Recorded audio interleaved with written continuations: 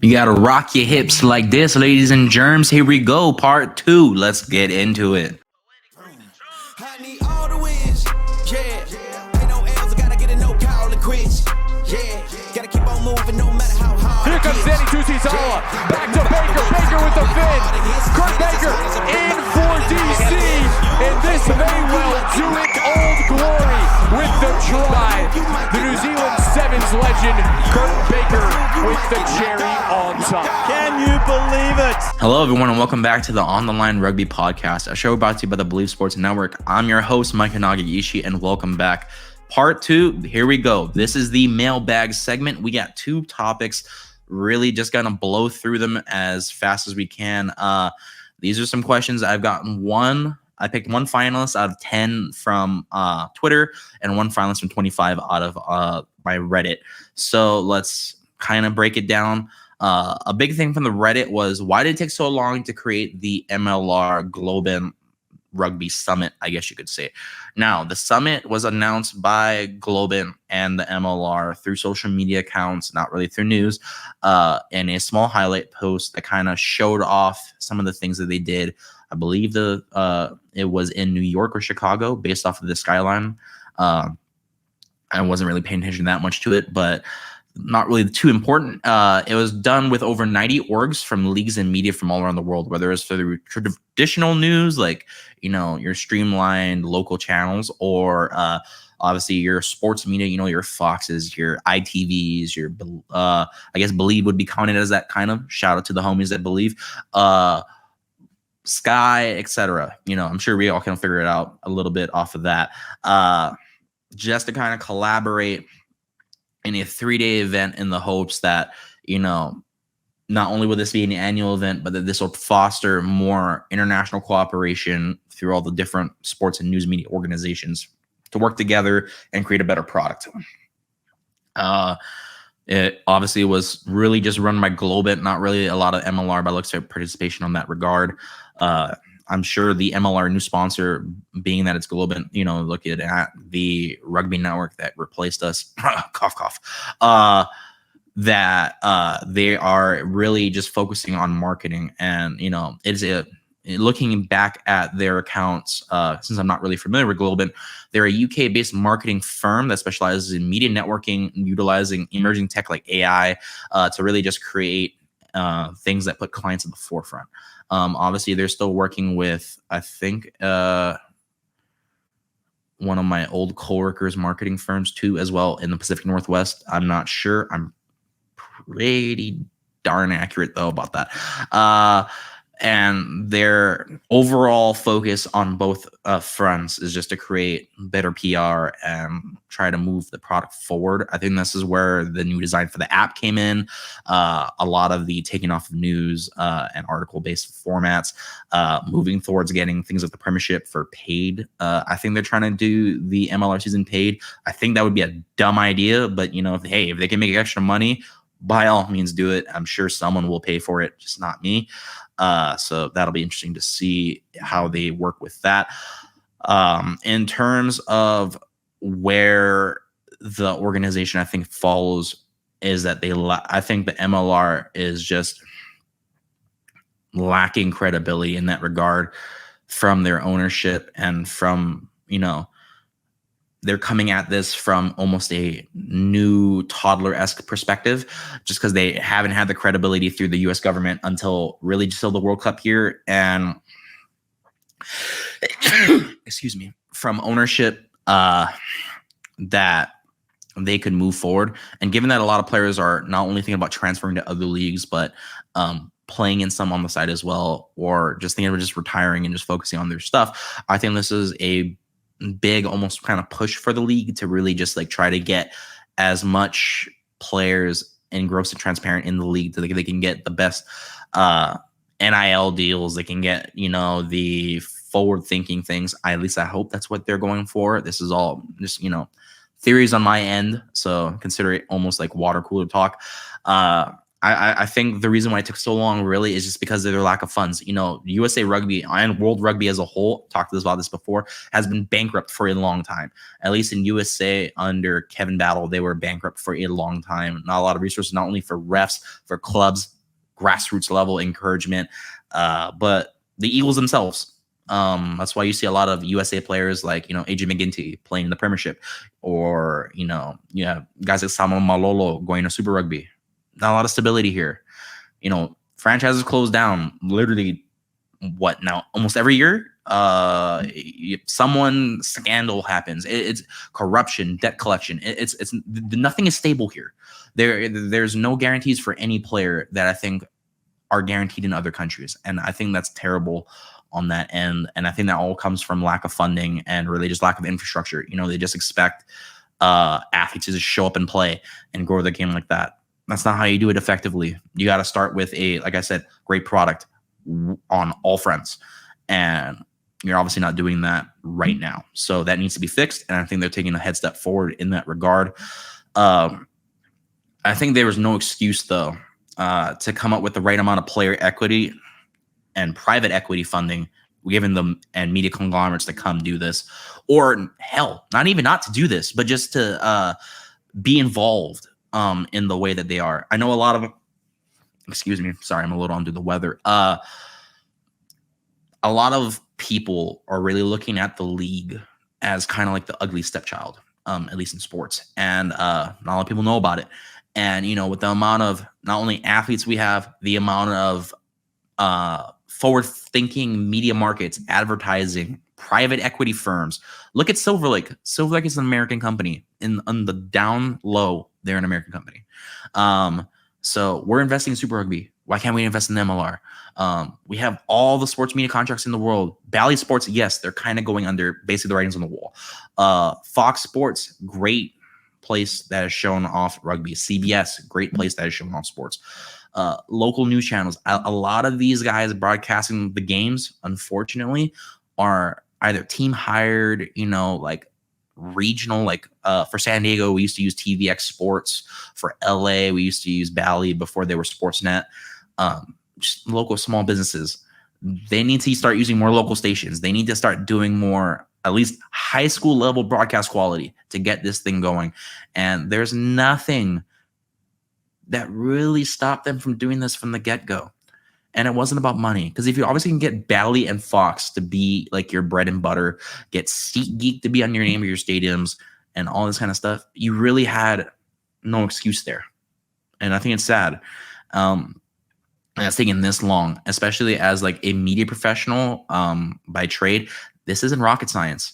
All it takes is a bunch of people getting together in a room and divvying up better finances. Perhaps it was maybe the rumored corruption in some places, or, the lack of forward thinking. A lot of people didn't think of the streaming world as a great place to be. Obviously, the Rugby Network did it for free for a long time. Hence the lack of quality. But I think they need to gain that equity back, not only from the fans, from coaches, but players too. To just get better products on all fronts. And I think this was long overdue. And should have been done years ago. I think this should have been done obviously before the investment of the league. But I think, like I've said prior, it's probably because they wanted to keep a lot of the pro rugby players from that league together and just immediately just be like, hey, we have a new league. Jump in. Same thing. Still lack of obscurity, but you're safe. And that's it. And I think that's sad on so many levels that had to happen. But if that's what they thought it could take, perhaps that's what it was. Perhaps I'm wrong, but in a perfect world, or at least in a sensical world, this shouldn't have been that long. I think this should have been done by 2018, probably 2016, and just forward brainstorm till then, and you guys would have had a better product by now. But being that as it may, that's where I stand on that. As for the other question, this I thought was the best one. What would it take to get a good rugby game out there? Now, obviously, there's a lot of games out there, whether you're looking at Rugby Challenge, Rugby, the iterations like Rugby 20, 23, etc. You got your Jonah Lomus, you got your Rugby Challenges. Let's see, what else? Rugby Nations on the iPhone, which I think is a pretty decent game for what you're getting.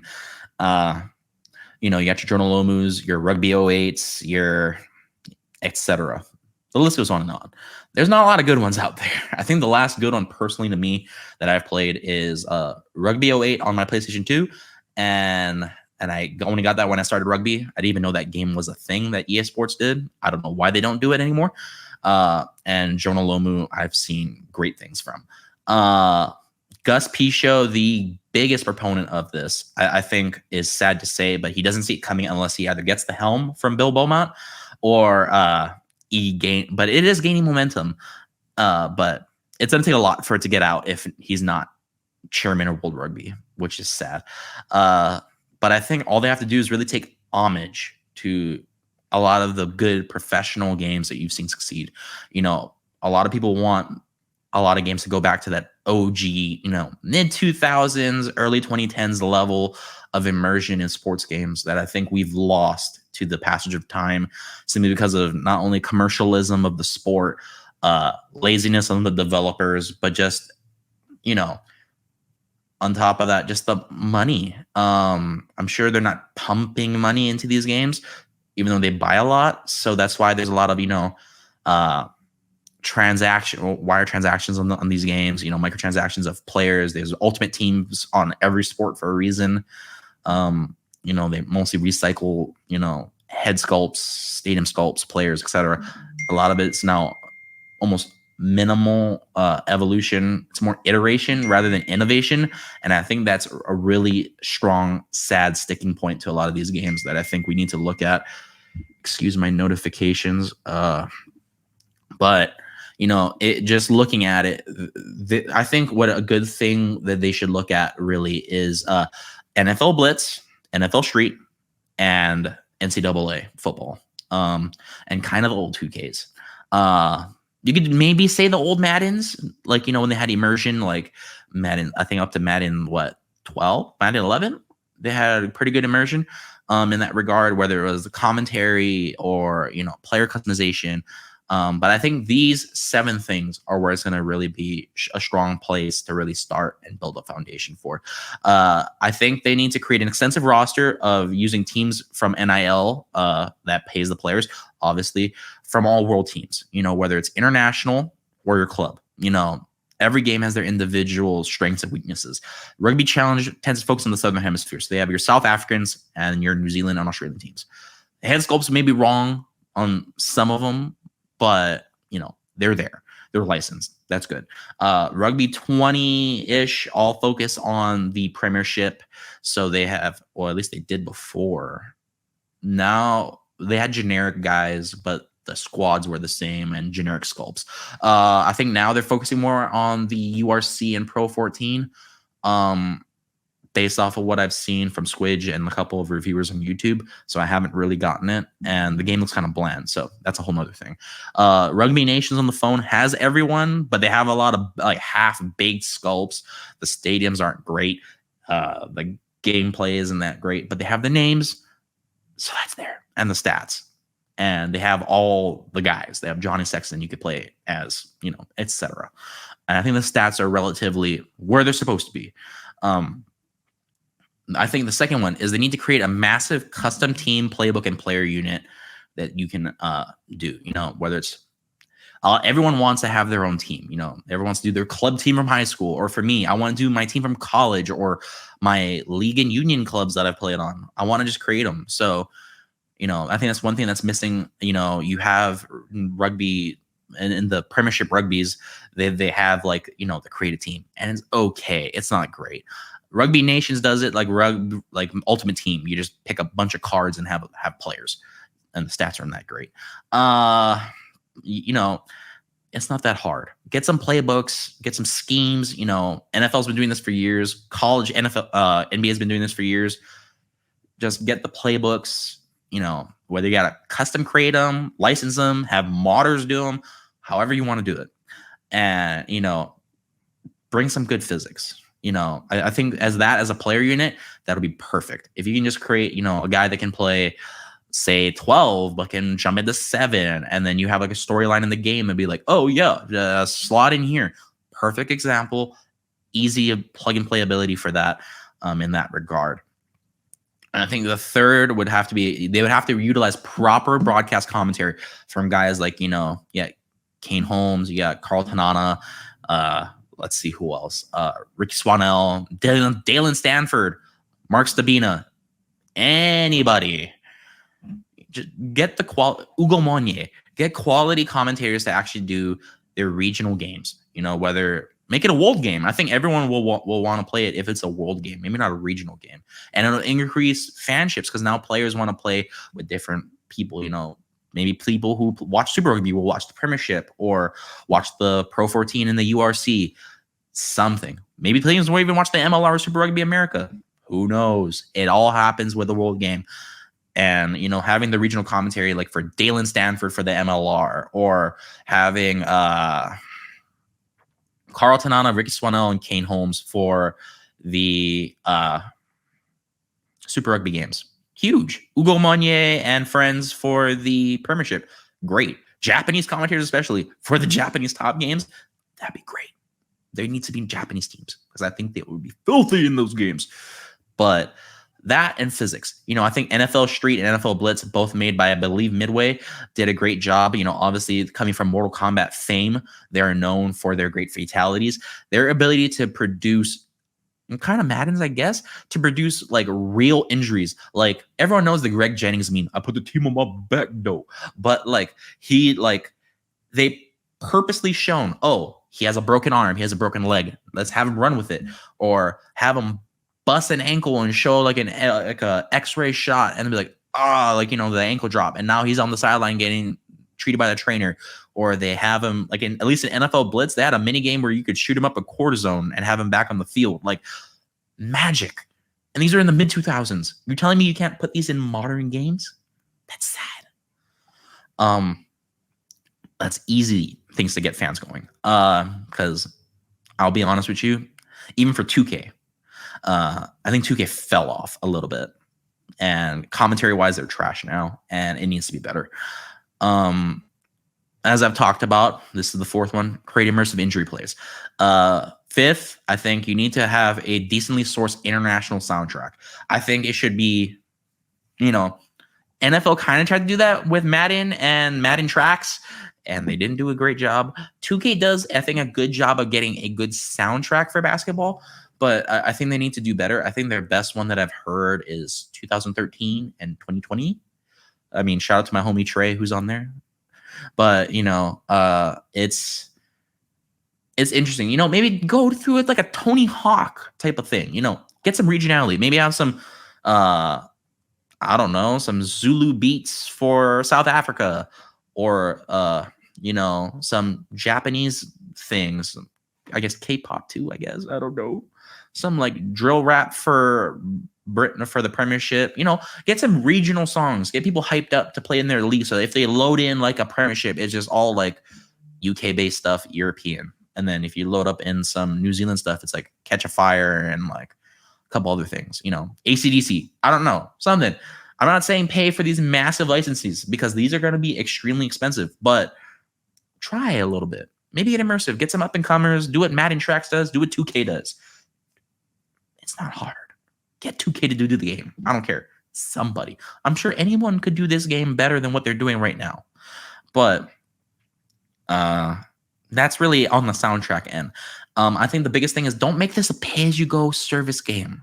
Don't make this an ultimate team. Don't make this anything.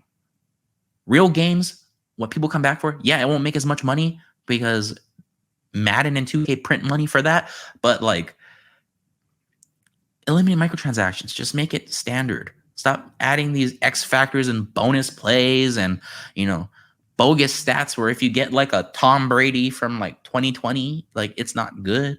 It's like a 60-something overall player, and then like you got to level them up and stuff. That's just keep them base stats and just let it be a simulation.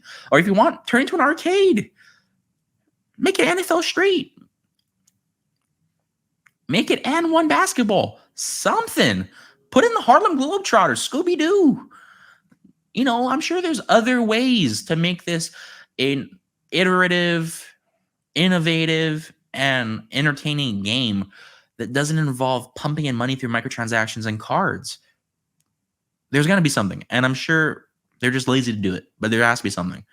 And I think the seventh thing and the biggest thing that I think I would love to see is do what 2K does and showcase classic teams. Madden used to do it. Now they don't. Really sucks.